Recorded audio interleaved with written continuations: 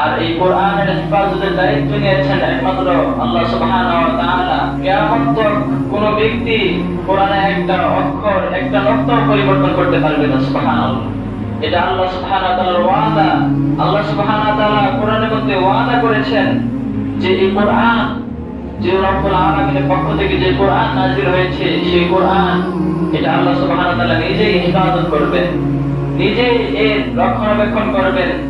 সুতরাং যে সমস্ত লোকেরা, যে সমস্ত জাহেল এবং মূর্খরা, যে সমস্ত নাস্তিক মুরতাদরা এই কোরআনের আলোকে দুনিয়া থেকে নিভিয়ে দিতে চায়, যাদের কোরআনের আলোচনা শুনলে শরীরে চুলকানি শুরু হয়ে যায়, তারা জেনে রাখা উচিত যে কোরআনের দায়িত্ব নিয়েছেন কে?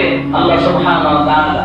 সুতরাং আসুন আমরা কোরআনময় জীবন করি, জীবনের প্রতিটি ক্ষেত্রে আমরা কোরআনকে সামনে রাখি, কোরআন করি, কোরআনে আল্লাহ সুবহানাহু ওয়া তাআলা কি বলেছেন সেটা আমরা পরখ করি। বর্তমানে তো আমরা কোরআনের যে জ্ঞানটা সেটা আমরা ছেড়ে দিয়েছি, কোরআন পড়া আমরা ছেড়ে দিয়েছি, কোরআনের সাথে আমাদের সম্পর্ক নেই। আমাদের সম্পর্ক হলো স্মার্টফোনের সাথে, আমাদের সম্পর্ক হলো গার্লফ্রেন্ডের সাথে।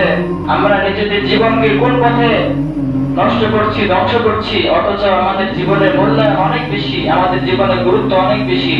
আল্লাহ সুবহানাহু ওয়া তাআলা এই কোরআনকে আমাদের জন্য হিদায়াত স্বরূপ প্রেরণ করেছেন। আল্লাহ সুবহানাহু ওয়া তাআলা বলেছেন যে হুদাল লিন-নাস, এই কোরআন এটা হলো মানুষের জন্য হিদায়াত, স্পষ্ট হিদায়াত।